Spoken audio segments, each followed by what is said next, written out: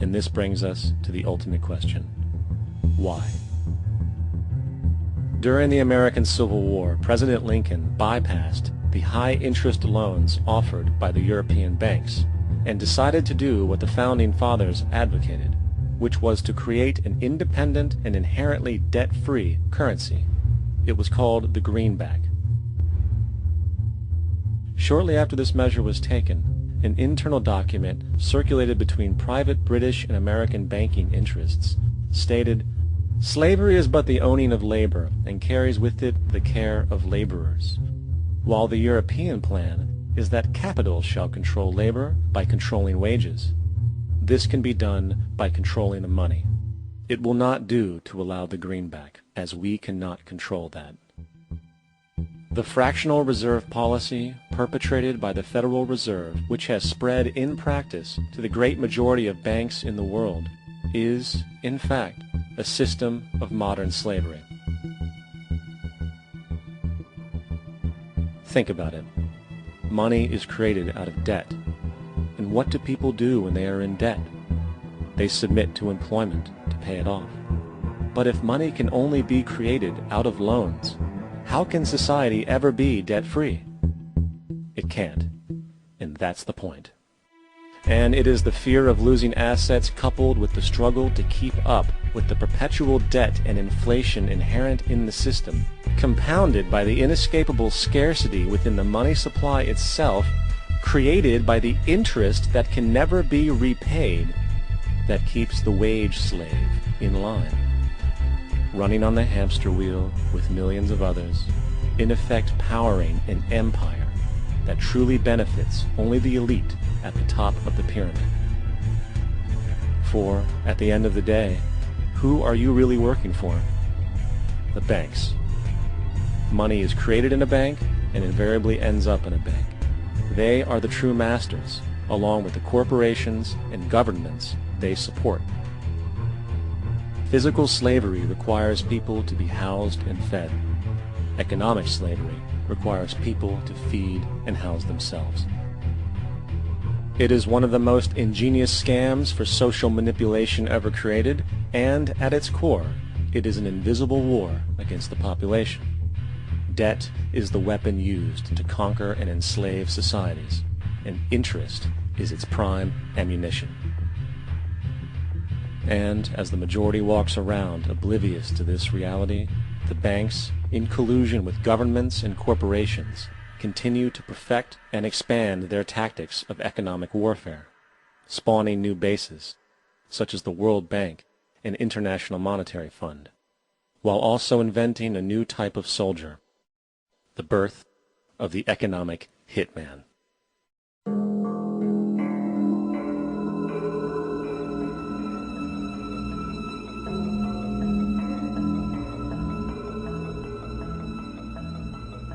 We economic hitmen really have been the ones responsible for creating this first truly global empire.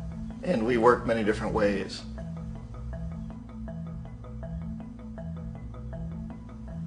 But perhaps the most common is that we will identify a country that has resources our corporations covet, like oil, and then arrange a huge loan to that country from the World Bank or one of its sister organizations.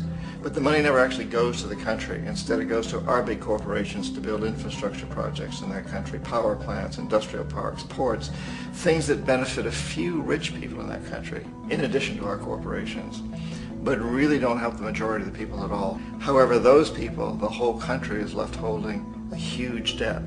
It's such a big debt they can't repay it, and that's part of the plan, that they can't repay it. And so at some point, we economic hitmen go back to them and say, listen, you owe us a lot of money, can't pay your debt, so sell your oil real cheap to our oil companies. Allow us to build a military base in your country, or send troops in support of ours to someplace in the world like Iraq, or vote with us on the next UN vote. To have their electric utility company privatized and their water and sewage system privatized and sold to U.S. corporations or other multinational corporations. So there was that whole mushrooming thing, and it's so typical of the way the IMF and the World Bank work, that you put a country in debt, it's such a big debt it can't pay it, and then you offer to refinance that debt and pay even more interest. And you demand this quid pro quo, which you call a conditionality or good governance, which means basically that they've got to sell off their resources, including many of their social services, their utility companies, their school systems sometimes, their penal systems, their insurance systems, to foreign corporations. So it's a double, triple, quadruple whammy. The precedent for economic hitmen really began back in the early 50s when democratically elected Mossadegh, who was elected in Iran, he was considered to be the hope for democracy in the Middle East and around the world. He was Time Magazine's Man of the Year. But one of the things that he'd run on and began to implement was the idea that foreign oil companies needed to pay the Iranian people a lot more for the oil that they were taking out of Iran. The Iranian people should benefit from their own oil. Strange policy. We didn't like that, of course. But we were afraid to do what we normally were doing, which was to send in the military. Instead, we sent in one CIA agent, Kermit Roosevelt, Teddy Roosevelt's relative. And Kermit went in with a few $1 million and was very, very effective and efficient. And in a short amount of time, he managed to get Mossadegh overthrown and brought in the Shah of Iran to replace him, who always was favorable to oil. And it was extremely effective. Bombs overflow Tehran. Army officers shout that Mossadegh has surrendered and his regime as virtual dictator of Iran is ended. Pictures of the Shah are paraded through the streets as sentiment reverses. The Shah is welcomed home. So back here in the United States, in Washington, people looked around and said, wow, that was easy and cheap. So this established a whole new way of manipulating countries, of creating empire. The only problem with Roosevelt was that he was a card-carrying CIA agent, and had he been caught, the ramifications could have been pretty serious.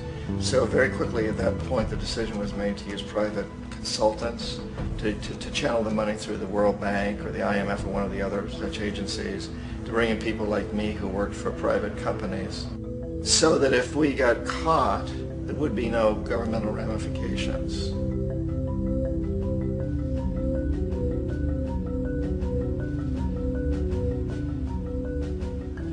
When Arbenz became president of Guatemala, the country was very much under the thumbs of United Fruit Company, the big international corporations. And Arbenz ran on this ticket that says, you know, we want to get the land back to the people.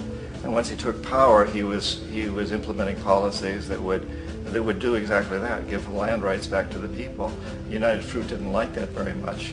And so they hired a public relations firm, launched a huge campaign in the United States to convince the United States people, the citizens of the United States, and the press of the United States, and the Congress of the United States, that Arbenz was a Soviet puppet, and that if we allowed him to stay in power, the Soviets would have a foothold in this hemisphere. And that at that point in time was a huge fear on everybody's mind, the Red Terror, the Communist terror.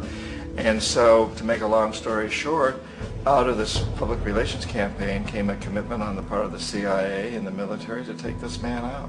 And in fact, we did. We sent in planes, we sent in soldiers, we sent in jackals, we sent everything in to take him out, and did take him out. And as soon as he was removed from office, the new guy that took over after him basically reinstated everything to the big international corporations, including United Fruit.